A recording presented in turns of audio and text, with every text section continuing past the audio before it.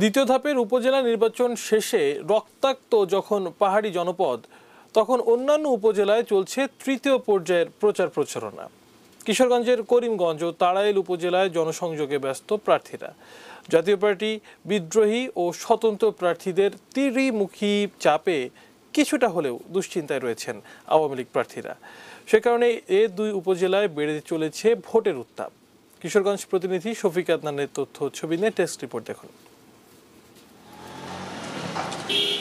জাতীয় সংসদ নির্বাচনে আওয়ামী লীগ ও জাতীয় পার্টি এক হয়ে কাজ করেছে, কিন্তু উপজেলা নির্বাচনে করিমগঞ্জ তাড়াইলে তারা শক্ত প্রতিদ্বন্দ্বী। তাড়াইলে চেয়ারম্যান পদে জাতীয় পার্টির প্রার্থী থাকলেও করিমগঞ্জে তারা আওয়ামী লীগের বিদ্রোহী প্রার্থীকে সমর্থন দেওয়ায় সেখানে ভোটের পরিস্থিতি ঘোলাটে। প্রকৃতপক্ষে উপজেলা নির্বাচনকে মর্যাদার লড়াই হিসেবে দেখা হচ্ছে এখানে। করিমগঞ্জের চেয়ারম্যান পদে নৌকার প্রার্থী উপজেলা আওয়ামী লীগের আহ্বায়ক নাসিরুল ইসলাম খান আওলাদ। দোয়াত কলম প্রতীক নিয়ে বিদ্রোহী প্রার্থী হয়েছেন সাবেক ভাইস চেয়ারম্যান উপজেলা স্বেচ্ছাসেবক লীগের আহ্বায়ক আমজাদ হোসেন খান দিদার।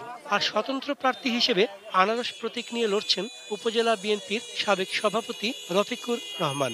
আশা করি 80% ভোট আমি পাবো, তাতে ফেল করার কোনো সম্ভাবনা ইনশাআল্লাহ নাই। আমি যদি নির্বাচিত হই, করিমগঞ্জকে মাদক মুক্ত, দুর্নীতি মুক্ত করিমগঞ্জ করব। ভোট বিপ্লব হবে, আমার রফিকুর রহমানের জনগণের বিজয় হবে।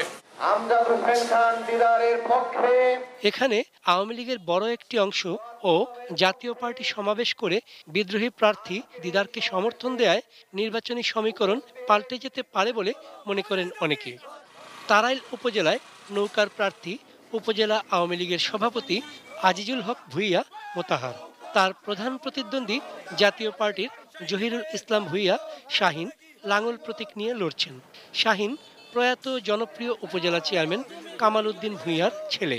এছাড়াও স্বতন্ত্র প্রার্থী হিসেবে ঘোড়া প্রতীক নিয়ে নির্বাচন করছেন সাবেক উপজেলা চেয়ারম্যান ইসরাত উদ্দিন আহমদ বাবুল ও মোটরসাইকেল প্রতীক নিয়ে হুমায়ুন কবির ভূঁইয়া।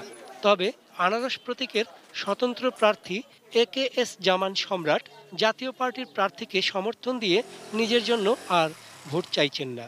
সন্ত্রাস, জঙ্গিবাদ, আমি তারাইবাদের এই এলাকা থাকতে পারবো না, আমাদের অঙ্গীকার। আমি তারাইলে ন্যায় বিচার প্রতিষ্ঠা করব, আমি তারাইল দুর্নীতি মুক্ত করব। আমি আশাবাদী তারাইল উপজেলার নির্বাচনটা সুষ্ঠু হবে। ভাইস চেয়ারম্যান পদে করিমগঞ্জে 7 জন ও নারী ভাইস চেয়ারম্যান পদে 6 জন প্রতিদ্বন্দ্বিতা করছেন।